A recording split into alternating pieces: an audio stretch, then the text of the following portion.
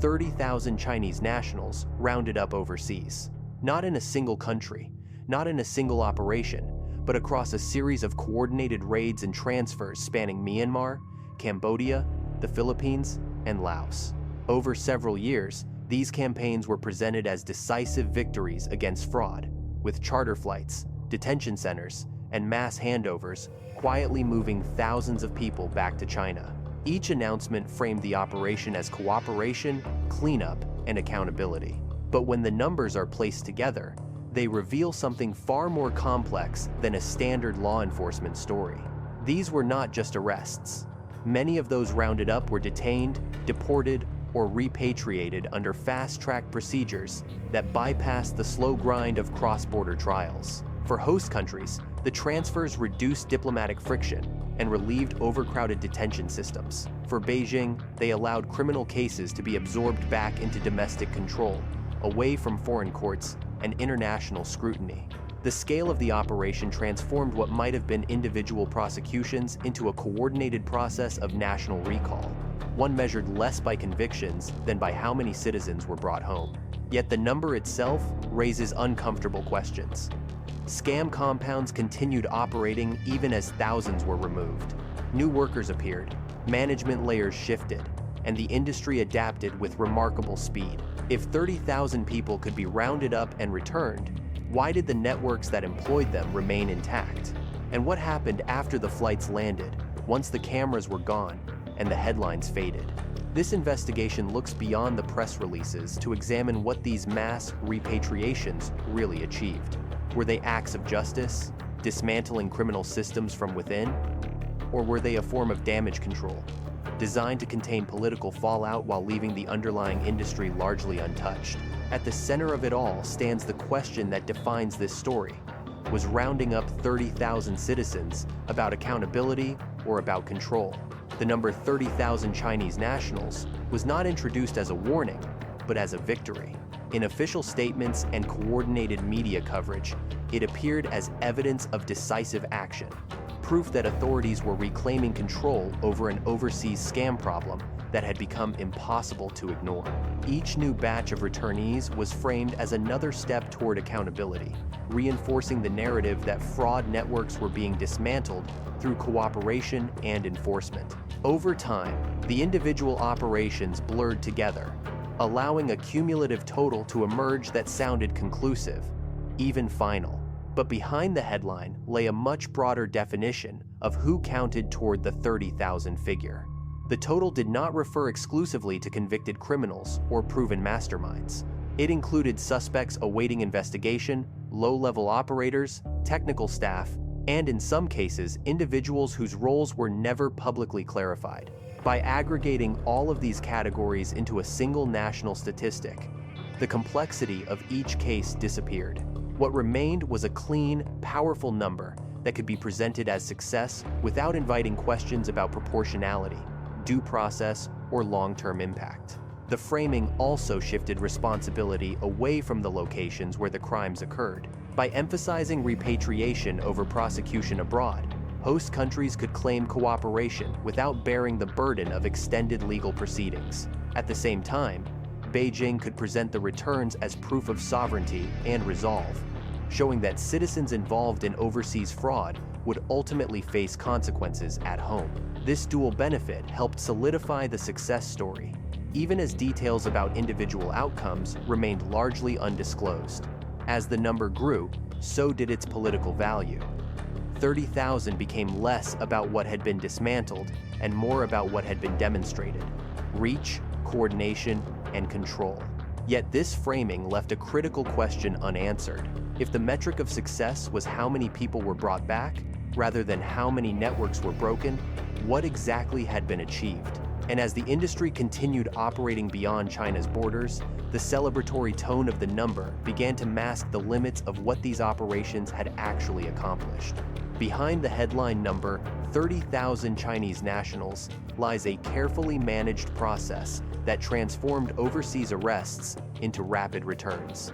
In country after country across Myanmar, Cambodia, the Philippines, and Laos, individuals detained during scam raids were funneled into a repatriation pipeline designed for speed rather than transparency.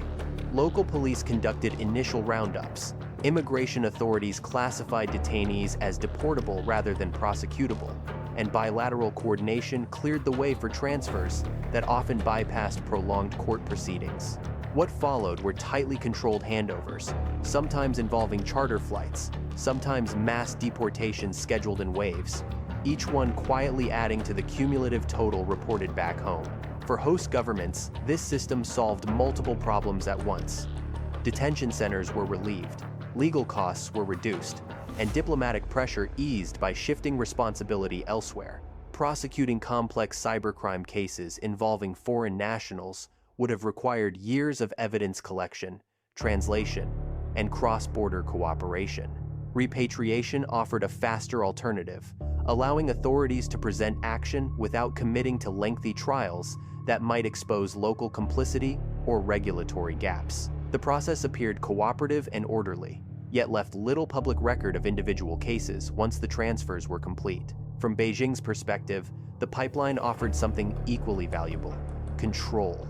By bringing suspects back to China, authorities ensured that investigations, questioning, and outcomes remained within domestic systems, shielded from foreign courts and international scrutiny. However, the lack of publicly available information made it impossible for outsiders to distinguish between those facing criminal prosecution and those subjected to administrative detention or other non-judicial measures.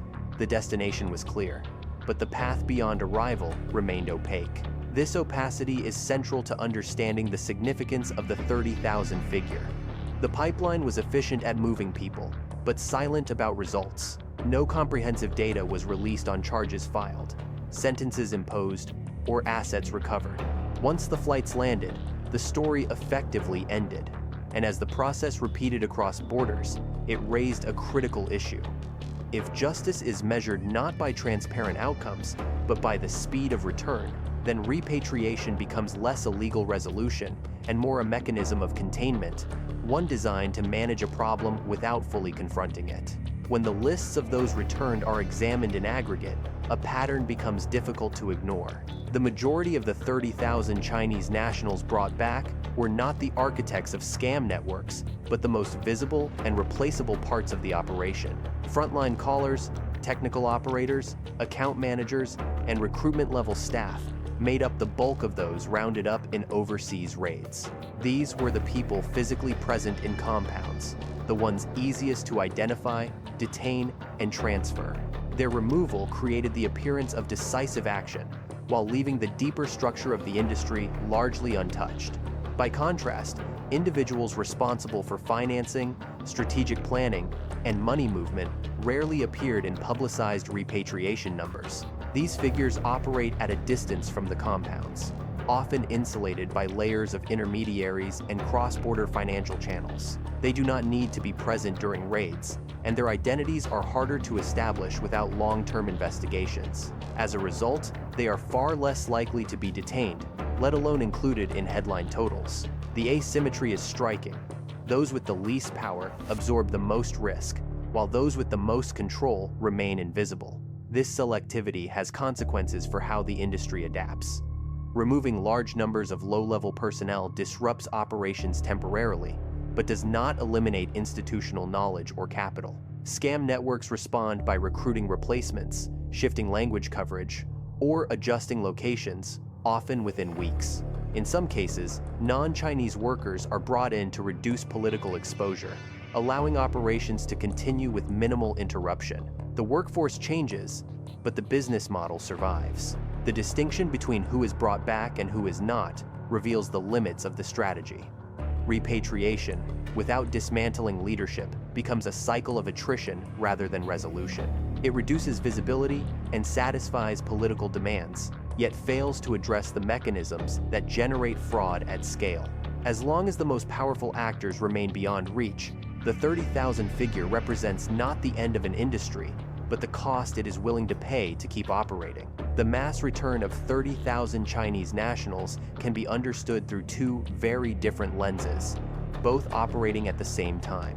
From the outside, these operations are framed as law enforcement cooperation, a coordinated effort to suppress cross-border fraud and restore order. From within China, however, the narrative often shifts toward national cleanup, emphasizing responsibility, discipline, and the state's ability to reclaim control over citizens involved in overseas crime. This dual framing allows the same action to serve multiple purposes without fully committing to any single definition of justice. Repatriation offers a powerful form of narrative control. By bringing suspects back under domestic jurisdiction, authorities control what information is released, which cases are publicized, and how outcomes are framed. Trials, if they occur, are rarely visible internationally. Sentences, asset seizures, and investigative findings are seldom shared in detail. This limits external scrutiny while reinforcing the image of decisive action at home. The story becomes one of order restored rather than questions answered. At the same time, repatriation reduces diplomatic exposure. Hosting countries no longer need to explain why scam compounds existed on their soil or why prosecution stalled. Responsibility is transferred along with the detainees, closing cases quickly and quietly. In this sense, the process functions as a pressure release valve, easing international criticism without forcing systemic change. Justice is invoked, but its outcomes remain largely opaque. None of this proves that justice is absent. Some returnees may face serious charges, while others may be sanctioned administratively, but the absence of transparency makes it impossible to measure impact or deterrence. What can be measured is control over people, narratives, and information, and that raises the central tension of the 30,000 figure. When success is defined by how many citizens are brought home, rather than how many networks are dismantled, enforcement begins to resemble damage control, prioritizing stability and image over structural accountability. At first glance, removing 30,000 people from overseas scam operations appears devastating. Entire compounds were emptied, workforces dismantled, and logistics disrupted. But when viewed through the lens of how the scam industry actually functions, the impact looks far more limited. These networks are not built around fixed locations or irreplaceable personnel. They are designed to absorb losses, rotate labor, and restart operations wherever conditions allow. For an industry already generating tens of billions of dollars a year, the removal of thousands of workers represents an operational cost, not an existential threat. In practice, the industry adapted quickly. Recruitment pipelines shifted toward non-Chinese nationals, reducing political exposure and making future repatriation campaigns less effective. Management layers moved further away from physical compounds, relying more heavily on remote coordination, encrypted communication, and outsourced services. Some operations downsized temporarily, others relocated, but few disappeared entirely. The scam economy demonstrated the same resilience seen after every major raid: disruption without dismantling. More importantly, the financial structures underpinning the industry remained intact. Repatriation targeted people, not money. There was little evidence of large-scale asset seizures, financial freezes, or sustained efforts to dismantle laundering networks tied to those returned. Capital continued to circulate through offshore accounts, crypto channels, and informal banking systems, ensuring that new operations could be funded almost immediately.